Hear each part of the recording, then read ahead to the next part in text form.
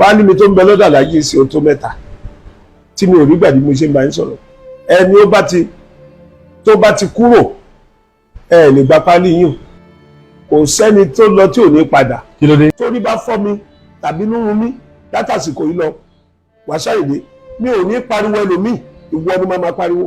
ayé tó tó ayé àkàmàrà Kúnlé Àyànlọ́wọ́ ọ̀kan nínú àwọn ọmọlẹ́yìn olórin fújì àgbà olórí ọmọọba kílẹ̀ ìjẹ̀bú Dr. Wasiu Ayinde Marshal Kwam1 náà ló ti tú àwọn àṣírí kan o. Kúnlé Àyànlọ́wọ́ jẹ́ onílù lẹ́yìn Kwam1 tí ó sì ti ń sọ àwọn ọ̀rọ̀ kan tó lágbára tó ní ṣe pẹ̀lú pé à ń bá King Wasiu Ayinde Marshal ṣiṣẹ́. Bàbá yìí sọ̀rọ̀, bàbá onílù yìí sọ̀rọ̀. Ẹ wò àfi kẹ́ ẹ gbọ́rọ̀ àwọn àṣírí tó sọ nípa gbogbo àwọn àdójúkọ àwọn ìjàmbá tó ti bá pàdé lẹ́nu ìgbà tí ó bá King Wasiu ṣiṣẹ́ tó ti bá wọn ṣiṣẹ́ fún ọdún rẹpẹtẹ. Ẹ wò ọ̀rọ̀ yìí lágbára o, ọ̀rọ̀ yìí lágbára. Ó jẹ́ nǹkan tó jẹ́ wípé ó yẹ kí King Wasiu Ayinde kí wọ́n respond sí ní wàrà ń ṣẹ̀ṣà. Ẹ jẹ́ pé ìgbà kan wà táwọn olórin fújì kan náà nígbà kan tí wọ́n ní wọ́n dìde láti sọ pé àwọn òǹrìn kọ wọn ò jẹ́ káwọn òǹrìn kọ àwọn òǹrí ṣòògbà àti bẹ́ẹ̀ bẹ́ẹ̀ lọ. Ṣùgbọ́n ní ti bàbá onílù yìí Kúnlé Àyànlọ́wọ́ yìí ó sọ àwọn ọ̀rọ̀ tó lágbára o, ó tú àwọn àṣírí o nípa bóun ṣe ń bá Wasiu Ayinde ṣiṣẹ́ àtàwọn nǹkan tó máa ṣẹlẹ̀ fún gbogbo ẹnikẹ́ni tó bá ń bá Kwam1 ṣiṣẹ́. Kí làwọn nǹkan tó sọ tó nílò àbójútó? Kódà bàbá ìbúra ó búra láti fi ìdí ọ̀rọ̀ ẹ̀ múlẹ̀, ó búra o.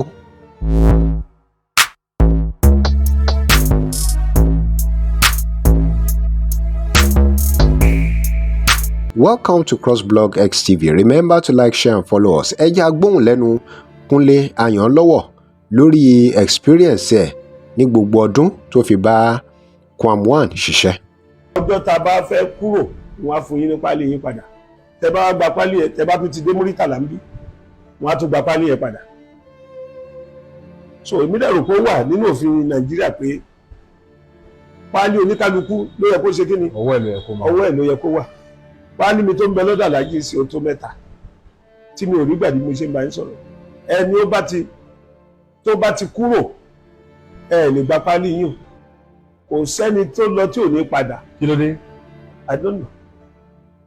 Kò sẹ́ni tó lọ tí ò ní padà. tí ò ní padà. Àfi tó ń tọ̀ ń bá kú lókun. Ọ̀rọ̀ ńlá lẹ sọ yìí o. Ọ̀rọ̀ ńlá ni. Tí Alhaji bá gbọ́rọ̀ yìí ó máa dàbí pé. Èmi ò ọ̀nà ọba nìkan ni kẹ̀dá máa bẹ̀rù ṣẹlẹ́ni tó bá máa pààyàn tí ò lè jíyàn ikú yìí kí la máa ṣe ń jọkan ni. Gbogbo náà ni. So kí la ń bẹ̀rù kú yẹn fún? Alhaji pàdé wa lójú ọ̀nà ó lè dá mọ́tò yẹn dúró ẹni ẹ̀ ń gbé mi lọ sọ́sùtù kí ló ṣẹlẹ̀ ẹni ẹ̀ wá mo wá ṣáà láti ṣàlàyé. ó ga o ó ga o ó ga o ó ga o.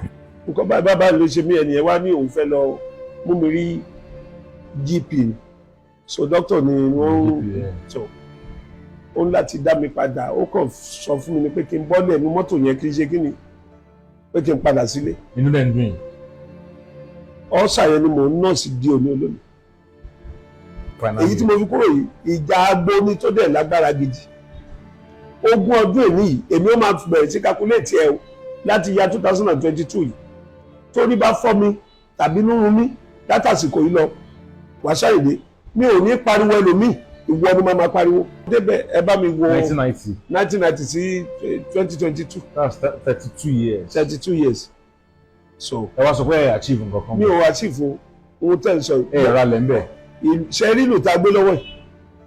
à ń fi eléyìí lágbára o ó ga o ó ga o ó ga o ó ga o. ìgbẹ̀yìn ayé ń tọ̀ wọ́n ò ní dà òun rè kó sanre sọ̀nkọ̀bì amúnijẹun aláwọ̀ amúnidébi tẹ́nìkan ò dé rí wọn ò gbọ́dọ̀ fi kíní ìbúra fún yẹn èèyàn kan igi ajére o tí wọn bá parọ́ pẹ̀lú ẹ̀ bó ṣe wà yìí ìgbẹ̀yìn ayé ń tọ̀ wọ́n ò lè dà ó ṣòro láti fi búra. ẹ sọ pé ẹ achieve nǹkan kan. tó bá jẹ́ pé nǹkan míì wà tá a tún lè pè pé ó worst orúkọ míì wà tá a lè fún categorically ni mo ń sọ fún yín pé ó worst. bẹ́ẹ̀ ni iṣẹ́ tẹ̀ ń ṣe ó dàbí ẹni pé ìbẹ̀rù lẹ fi ń ṣiṣẹ́. ìbẹ̀rù ni o. wáyé tó fi wáyé ṣé alájì burú bẹ́ẹ̀ ni alájì tá à ń wò tán máa ń wò lórí stage tán máa ń jó tán máa ń ṣe alárìíyá ni wọ́n. ẹ̀yin lẹ wò ó bẹ́ẹ̀ ẹ mọ̀ pé tó òun nìyẹn o ẹ̀yin èèyàn kí lè ròyìn lórí ọ̀rọ̀ yìí ẹ gbogbo ẹ̀yin tẹ́ ẹ mọkàn wọn dáadáa tẹ́ ẹ ti bá wọn ṣiṣẹ́ ẹ kí lè rí sọ sí ọ̀rọ̀ yìí báwo ló ṣe jẹ́ gangan ẹ drop comment yín remember to like share and follow us thanks for watching.